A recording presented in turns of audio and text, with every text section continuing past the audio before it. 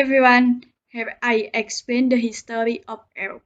Europe has a long cultural and economic history, starting with the Paleolithic recent discoveries in Monte Foggiolo, Italy, of thousands of handcrafted rocks that have been carbon dated as far back as 800,000 years, provide an important piece of evidence.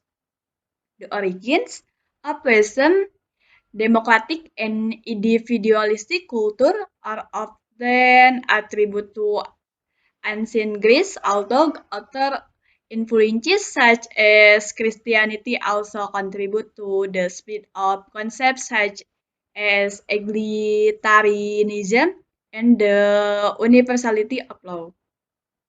The Roman Empire divided the continent along the Rhine and Danube for several centuries.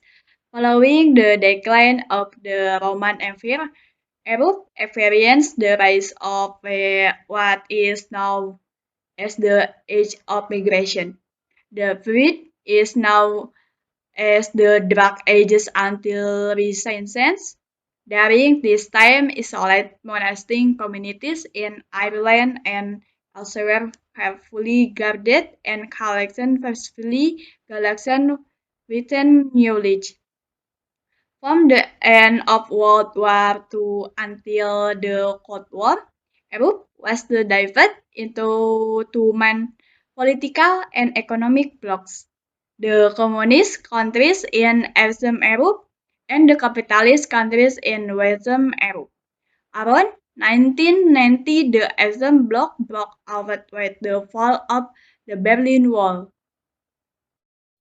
There are several paths of state actors in Europe. In the Northern Europe region, there are several countries, among others: Denmark, Sweden, Norway, Finland, Iceland. Eastern Europe: Russia, Belarus, Estonia, Latvia, Lithuania, Moldova, Ukraine. Western Europe: Austria, Netherlands, United Kingdom, Ireland, France, Belgium, Germany, Switzerland, Luxembourg, Monaco, Liechtenstein. Southern Europe: Greece, Italy, Portugal, Spain, Vatican, San Marino, Malta, Andorra. Central Europe: Albania, Bulgaria, Bosnia and Herzegovina, Czech Republic, Hungary, Croatia. North Macedonia, Montenegro, Romania, Poland, Slovakia, Slovenia, Serbia. Non-state actor in Europe: European Union, international organization comprising 27 European countries and governing common economic, social, and security policy. Originally confined to Western Europe, the European Union undertook a robust expansion into Central and Eastern Europe in the early 21st. The European Union, as a role as a regional international organization, authorized in the dispute resolution process of member countries. The dispute includes between member countries and Commission in the European Union, between member countries and the European Union and non-member countries. So in this part, we're gonna talk about the scope of Europe. Europe is the western peninsula of giant supercontinent of Eurasia. Europe is divided from Asia by a series of watersheds, including the Ural River and the Caspian and Black Seas. Continent of Europe itself is often dubbed by several nicknames such as the Blue Continent and the White Continent, because the majority of the population is white and most of them have blue eyes. In geographical map, the continent of Europe is one part of several countries in Asia, or what can be called as Eurasia. Europe is the second smallest continent. The name Europe or Europa is believed to be of Greek origin, as it is the name of a princess in Greek mythology.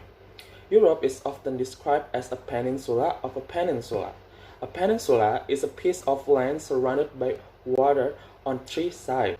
Europe is a peninsula of Eurasian supercontinent and is bordered by the Arctic Ocean to the north, the Atlantic Ocean to the west, the Mediterranean, Black, and Caspian Seas to the south. The link between this peninsula has made Europe a dominant economic, social, and cultural force throughout recorded history. Europe's physical geography, environment and resources, and human geography can be considered separately.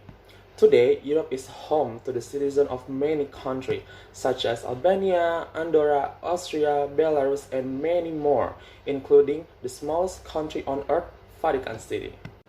Cultural geography. Europe has a long history of human development and is considered the birthplace of Western civilization. Today, this cultural wealth is used to solidify the European community and is exported to the rest of the world as one of the continent's greatest global assets. Historic culture. Indigenous culture shaped and were shaped by the varied geography of Europe. Physical features, weather-related phenomena, and local resources had a deep impact on how historic European culture prospered, interact, and believed their world worked. The geography and climate of Mediterranean region, for example, directly influenced by Greek mythology. Most Greek gods and goddesses are representation of the active physical element that made up the local landscape. Other cultures developed around these unique resources at their disposal. The Sami culture of Scandinavia, for example, was deeply connected to the indigenous reindeer herds of the Arctic. Distinct physical features had a lasting impact on how European culture communicate with each other. With its Central European location but geographic remoteness, the Alps region, for example, has developed into a unique crossroad for Europe's dominant language. Contemporary culture. Europe's rich and diverse cultural heritage continues to flourish today. With such a large number of nationalities compact into such a small area, Europe strongly supports individual cultural identity and product. The European Capital of Culture program, started in 1985, has become one of Europe's most important and high-profile cultural events. The goals of the program are local, regional, and global. The program highlights Europe's rich and cultural diversity. Europe also strengthens ties between its diverse people and culture by supporting multilingual education. The European Union, for instance, that organization has 23 official languages, and the continent has more than 60 indigenous languages. Europe cultural products also help to unify the region. Okay, next is political geography of Europe. Europe's long history and economic progress have been shaped by its political geography. Early Europeans in fact shaped global ideas of citizenships and government. These ideas have been tested during times of peace and military conflict and continue to be redefined today. Next, about contemporary issues on Europe. Europe is now broadly defined in the context of the European Union, an economic and political body officially created by Maastricht Treaty in 1993. The EU works to create a unified structure for social, environmental, military, and economic policy of its member states. The euro is one of the strongest currencies in the world. The euro is the second most popular currency behind the American dollars and used daily by more than 320 million people. The rapid growth of the European Union, however, has caused a number of administrative and political tensions. Next is historic issues. Europe's early political history can be traced back to ancient Greece and Rome, both of which profoundly affected how Western civilizations governed their territories and citizens. Described as the birthplace of democracy, ancient Greece revolved around the polis or city-state. City-states were unique in that they were governed not by a hereditary ruler, but by a political body that represented its citizens. Roman civilization also had a major influence of Western concepts of law, government, and the military. Other political institutions of Rome persist throughout Europe and former European colonies. World War I and World War II dramatically affected the political geography of Europe.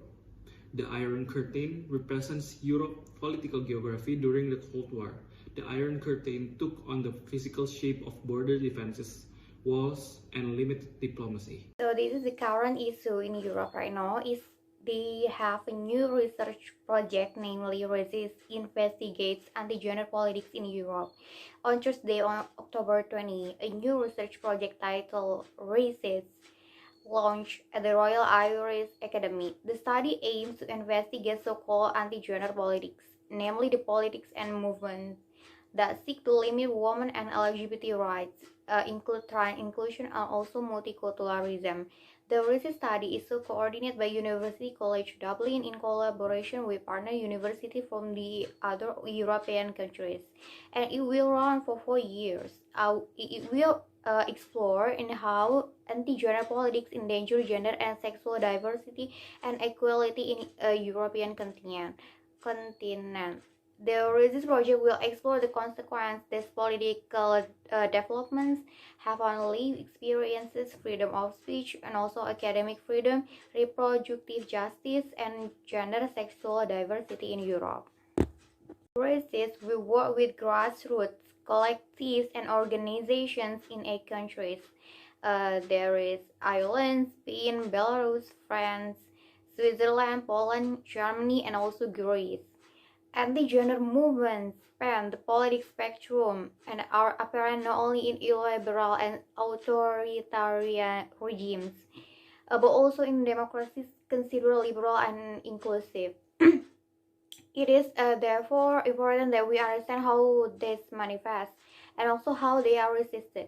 The Resist project will map how anti-gender politics are expressed, listen to those affected by it, collaborate with organizations countering anti-gender politics, generate key understandings and tools, and share this with diverse stakeholders and social groups. The project is coordinated by University College Dublin and collaborations with Edinburgh Napier University, European University Viadrina, Université Paris, Lucerne University of Applied Science and Art, Université de Lausanne, Université de Freiburg, Maynooth University, and also Universitat Pompeu Fabra.